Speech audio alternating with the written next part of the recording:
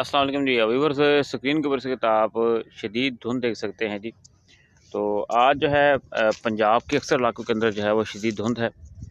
तो मज़ीद आपको बताते चलें कि अभी आपको पता है कि पंजाब के अंदर जो है या मुल्क के अंदर जो है वो ऐसा ख़ातर ख़्वाह बारिशों का कोई सिस्टम नहीं है, और आगे भी 10-15 दिन भी बारिशों का कोई इम्कान नहीं है। और उसके साथ-साथ आपको पता है खुश्क सर्दी जो है वो पड़ रही है।